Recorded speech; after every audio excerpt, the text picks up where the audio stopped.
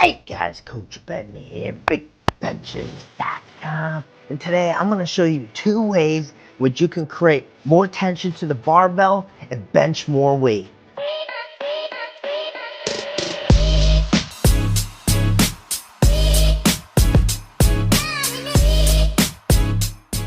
I have here my PVC pipe and a band. And I'm going to show you 2 different cues that I love to use depending on the situation to create more tension to the barbell and ultimately allow ourselves to transfer more weight through to the bar.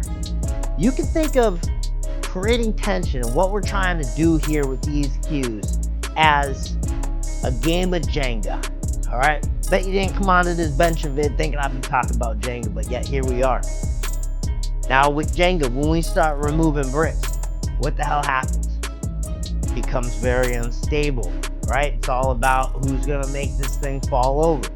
When we're benching loosey-goosey and we're not creating any tension, we're flirting with a serious game of Jenga, all right? We're trying to transfer force into this bar, but you can imagine all the points of instability across the chain here. We have first the bar in our hands.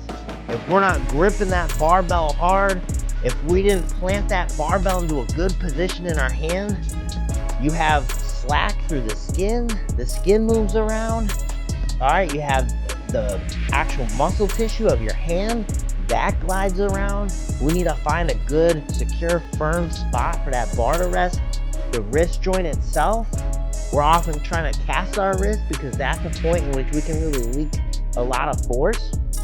Elbow, right? Just think if you're punching loosey-goosey, you're not, you're trying to hold something up and you can't create much tension. There's a lot of just dead space, let's call it. Dead space where we're not supporting that joint, all right? Why does compression feel so good? Because we give the joint more compression, more support. When we activate muscle, when we squeeze our forearm, significantly more support now going through my elbow. All right, you can think of the shoulder as well. This is where these cues are going to come into play here, going to help create stability around the shoulder. That's going to be key to allow us to put more force into this bar. Now the 2 cues that we're talking about are going to be bend the bar and spread the bar. All right, those are our 2 tension cues to help us eliminate this loosey-goosey stuff, okay? Now I'm going to show you what bend the bar is, and I'm also going to tell you in which we will apply each cue, because based on what we see happening, and as a coach, when I see a lifter move and the positions they're getting in, I can actually influence change by telling them to create tension in one way or the other. So bend the bar, and I'll be able to illustrate this very well with a PVC pipe because I can literally actually bend this bar, so you'll see how I'm actually applying that tension. All right, when most people think bend the bar, I actually find it's 50-50. If you don't know how to do this, a lot of people just try to bend it over their bodies. But that is not how we necessarily want to create tension here. We want to get our lats in play because I can bend it around my body and I'm not doing anything to activate my back. Bend the bar is to really get your lats involved. All right, your lats are connecting into the anterior side of your shoulder. You're going to create some support here. That's what we're after. So we want to bend this bar around towards our feet. That's really key. When we bend the bar, we're not bending over our body. We're bending this bar around towards our feet, and I am getting tight. I am locked up from the wrist, elbow, shoulder, lats are tight, creating a lot of stability to bench this bar. All right, but you need to make sure this action is happening through the lat. You're not just bending your elbows in. And this is exactly when I would tell someone to use spread the bar, which we'll get into. Because if I have a lifter who already has the tendency, maybe they're trying to avoid loading their pecs, maybe that's a weakness of theirs, so they already have that default to over tucking here, or that's just what I see them moving as is trying to tuck their elbows, and they have that tendency to bring their elbows in and actually get out of a stacked alignment.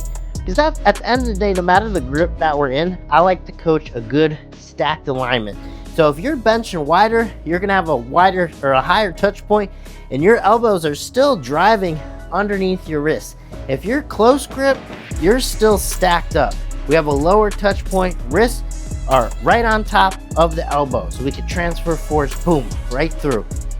Now, when I see someone who is driving their elbow inwards of their wrist or in front, that's a poor position I want them to get out of. I want them to think stacked position.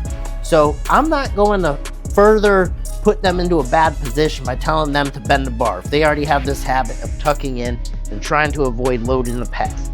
All right, what I'm going to have them focus on, and this is the other cue, spread the bar.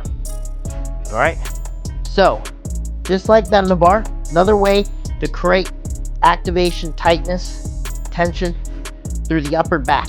I'm literally trying to pull this bar apart, and if I do this correctly, I'm going to lock up my posterior shoulders and feel good and tight there.